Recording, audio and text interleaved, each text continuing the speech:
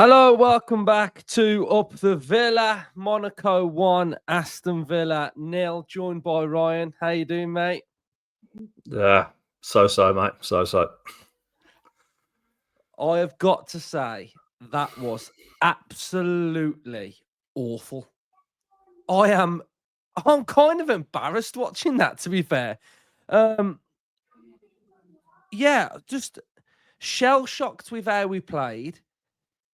The magnitude of what this game sort of meant to our Champions League, where we are, getting into that top 8, solidifying it. You know, what was at stake, a huge opportunity to get into the top 8 if we'd have rocked up there and played well, done the job. But we were just absolutely awful. We stunk the place out. And fair play to Monaco for winning. You know, they did what they had to do to win, but they are a bad team. They are bad. You know, I can't even come on here and go, do you know what? They were brilliant. It was all us. It was all of our own mistakes, lethargic passes, just no cohesion. Couldn't even a 5-yard pass to each other. There was just nothing. And it's so disappointing and just like infuriating, really. That's what they've gone out and done in a game where go and show everybody that we mean business to be in this top 8, and we've absolutely just stunk the place out, flapped it, made it so much difficult now to get into the top 8, which I don't think is going to happen. Look, the commentators keep going, 16 points will get you there. It won't get you there because you've got to win your games. Hope teams don't get points now. Hope teams don't get points on the last day. Just really disappointing. And so many, Rodgers, what in that second half, did he pass to a Villa player? Just so bad. And it rears its head again, doesn't it? A bad mistake from Villa, a corner that gets punished. But that mistake just epitomised everything about the performance on the 8th minute. You know, that it wasn't just like that mistake. Like, we could have been punished on other numerous occasions for our bad passing. Ryan, I'm fuming with that, really. I mean, I don't really ever get really, annoyed or really that frustrated. But watching that, I couldn't believe what I was watching. Could you? No, and it was set up perfectly for the team we want to be and which we're trying to be. Big open pitch, big open spaces. Monaco happy to press, happy to play a high line, and we just didn't buy into the game at all. And like you say, the 8th minute, it set the tone, and we couldn't recover. And I was watching the first half, and it got to half time, and I was quite calm, Luke, because you could see the intent, you could see the shape, you could see the movement, but complete and utter disconnect between the players. And I thought, surely we're not going to have another 45 like that. Surely we'll fix up, we'll start finding each other. And there was goals, there was plenty of goals available in that game, but yet we could not string 2 passes together in that final third. The passing was awful. The blind passing at times, absolutely shocking. Like, where's the intent? Where's the precision in the final third? We've got attacking players aplenty that have been on that pitch today. Bailey, Rodgers, Buendia, Duran, Watkins. They've all been on the pitch and they've all been as bad as one another. Just complete and all disconnect in that final third. And like Monaco, they were pretty much similar to us, weren't they? Pretty similar in the way the shape and the setup and the way they want to play. And but both teams, awful quality in the parts of the pitch that matter. And I just can't catch my breath of how we've let that game slip away. This was an opportunity to really showcase Aston Villa, and we should have really won that game quite comfortably. And it's a team lacking any confidence at all. And We've just gifted them. Yeah, Gifted them 3 and points. that's the thing. I mean, they were in a position where their form was absolutely shocking. If we'd have gone 1-0 up, and started to dominate possession, we could have. The opportunity was there. That's what I'm really annoyed at. And even during the game, like when you mentioned like the sort of like no cohesion, like where's that sense of like real desire, that real sort of killer edge when we were getting into some half decent opportunities like Bailey in the first half or Watkins or in and around the box? Where was that sort of like someone just stepping up and being like just taking it on their own? And yeah, I'm just really disappointed. I mean, there were some changes in the game, like he started Buendia, and again, like if I look at Buendia's performance, I think there was some really good stuff in there. Like there was some really intricate passing. But then on the other hand, there was also some like shocking stuff. Like, I can't just pinpoint and go, Buendia was really good, because there's areas where he was just way off it. And that goes across the whole front line. Like Bailey, I mean, at some points, I felt sorry for him, because the amount of times that ball was going over his head out of play. And I was just like, how's he meant to get on the end of that? How's he meant to control that in on the byline when it's just whacked into his head and it's going over and it's going out for a goal kick? And I was just like, what is going on here? And yeah, he needs to show more. I mean, set pieces. I mean, what on Oh, earth are you doing there? I mean, every single corner, free kick into the goalkeeper's hands. Why is no one coming out and blocking him and stopping him from doing it? I just thought all over was just really bad. Tielemans loose, Kamara loose, every single one of them, and it's not really much to say, is there really, apart from no, it no, was and absolutely look, terrible. yeah, I would create chance after chance. I started writing them down during the game. Bailey header early doors. Bailey again through on goal. Rogers a cutback, lack of composure, puts it over the bar. Like it's a common theme, wasn't it? Like the final third, the precision and the finishing. You just didn't feel all game that someone was confident enough in that final third to just bury the ball. Like it's just stretching and reaching and balls behind, and when the player's running, it's not into feet or it's not in front of him. It's just so there was just no cohesion. What there, yeah, we weren't playing to our strengths at all. And he threw Watkins and Duran on together, and there's been plenty of talk about it in the build up, and did that stem our momentum a bit? Did we Don't kind of work. lose shape a bit? The Didn't problem feel with right, that did it? was no, the problem with that is you've got two strikers on the pitch. You've got Emi Buendia, who isn't the most physical, So when that ball goes in the middle of the pitch, bounces for a second ball, you've got a disconnect with two strikers. You've then got Buendia, who's ratting around. Yeah. Just didn't work. And I mean, the thing is, like, I can accept losing. I can accept losing to the better team, but the mood in that dressing room now must be severe disappointment with the way in which we've gone about and played. I think every Villa fan will admit that was a million miles off the Everton. And some of them performances like weren't even the best version of Villa. Like it was just really slack. And I mean, the thing is, like, we build our team on control.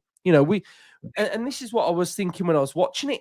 We've built our team on control, and we are the team in control. Like we were the team that had possession of the ball, but we just let ourselves down with it, and that's a big problem, big problem, and it's another defeat away from home. Like we played well against Leipzig, we've lost against Bruges, we've lost against Monaco.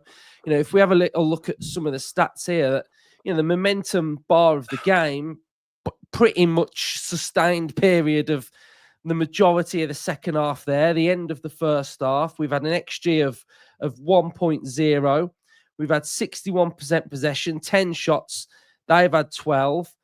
Their keeper's made 5 saves. He made a really good save from Watkins. We made 511 passes to 319.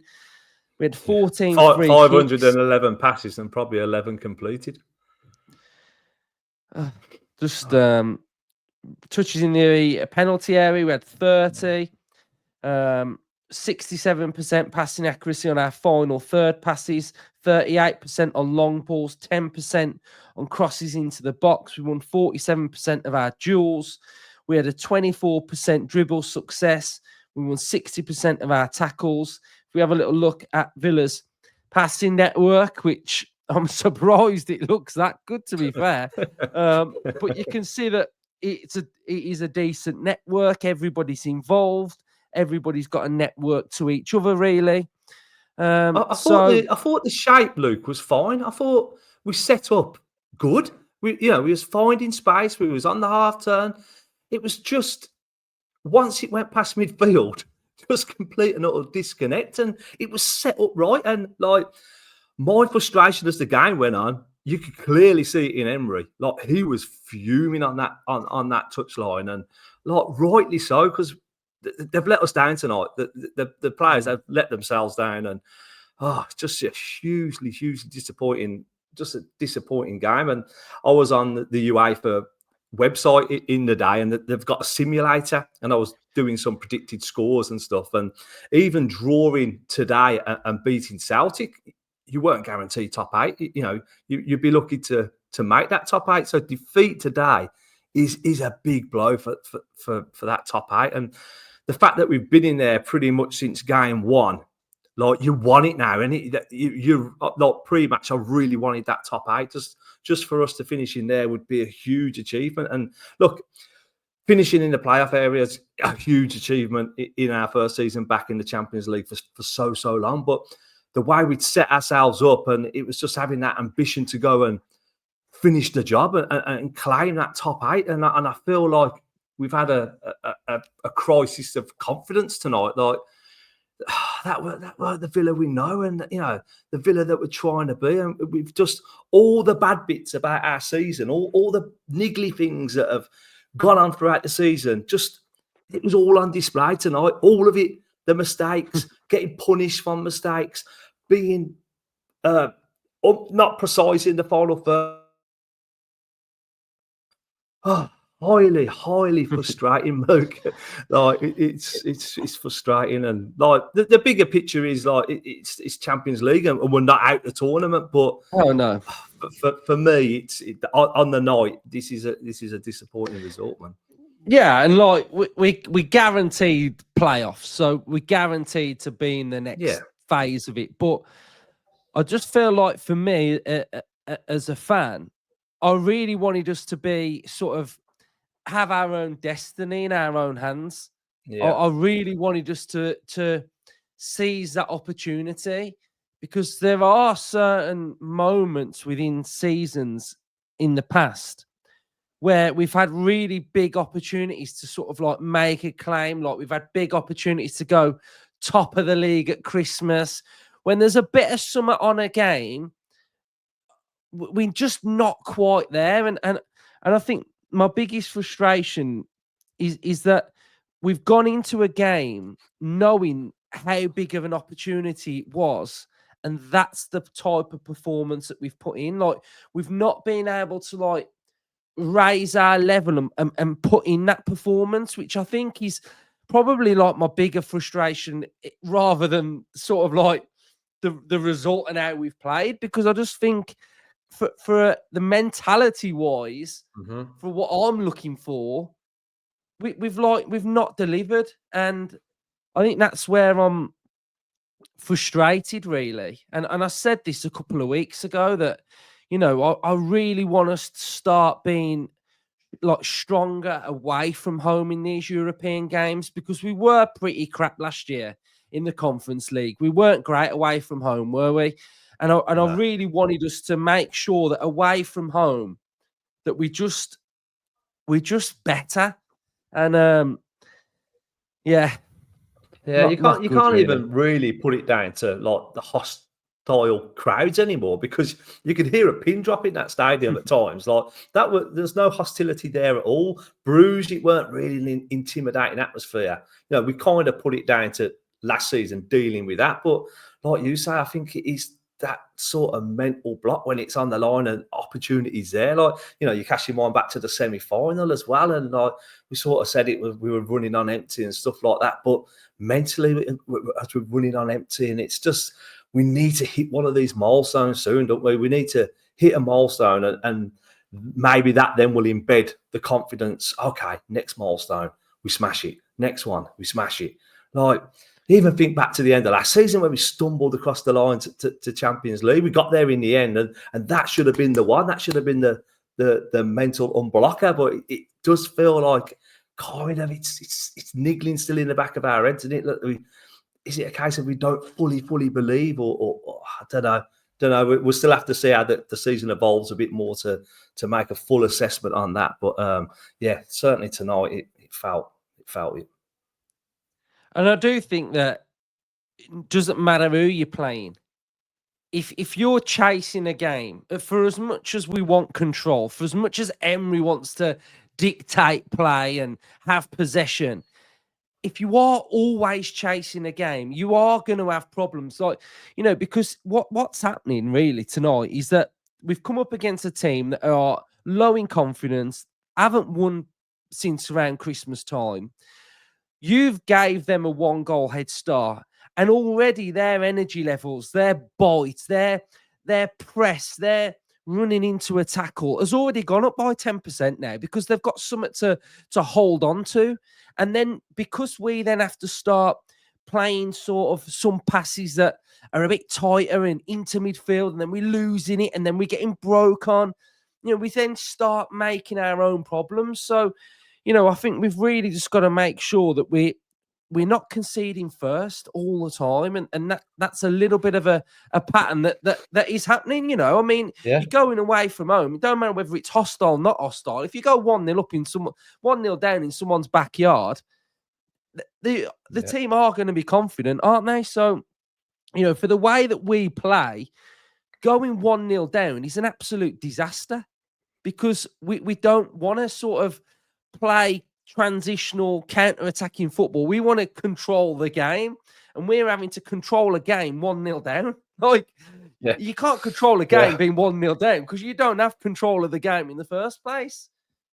Yeah, but look how many times it's happened, though. It's reoccurring, isn't it? It's reoccurring game after game after game. First shot, like we're just handicapping ourselves game after game, like 1-0 head starts. And it's amazing how many times we've got ourselves back into it. But when we don't, you get results like this, and it can't continue, man. Seriously, it can't continue. We've really got to sharpen up. And I thought we'd turn the tide a bit, like with the results in the week, the 2 away games, and it's, I don't know, it just rears its ugly head again, and it's just like can't get through these consistent errors and getting punished by errors. It's relentless at the minute. Yeah, it's frustrating, mate, and we've just got to park it and move on now. We've just got to beat Celtic, really. Well, that's it. Games are coming thick and fast, mate. You know, we're playing against Sunday, then a big one against Celtic. Yeah. So it's thick and fast. There's no time to dwell, is there? We've got to move on and crack on, really. There's plenty to play for, but tonight it was a disappointment, wasn't it? Yeah. And I think the big thing about it is we can't be that bad against West Ham. So, you know, we've got to just sort of raise our level and get ready for West Ham on Sunday, really. So yeah, I think there'll be a few in that dressing room that are sort of, you know, thinking all night how bad they were, and rightly so, really. So yeah. Finally, do you think Buendia's done enough to start games or not? He's been very plucky, hasn't he? The last few weeks, he's come on and made a difference. And like you say, that game is very energetic, very snappy on the half turn, always forward thinking, slipping balls in. So, you know, he hasn't had a lot of football, has he? And he got 85 minutes tonight, so that might do him well. But there is still some qualities about Emi Buendia that that's useful to this team. But I kind of just feel that the whole team kind of run out of steam. It probably has been a long week, hasn't it? Considering we was at Everton Wednesday, Arsenal Saturday, and then we're in Monaco again tonight. 3 big away games, and I kind of think that last 20 minutes, it just sort of like the energy evaporated a bit, didn't it? So big week, but like I say, we get home back at Villa Park, two back-to-backers at Villa Park, and try and get back-to-back wins.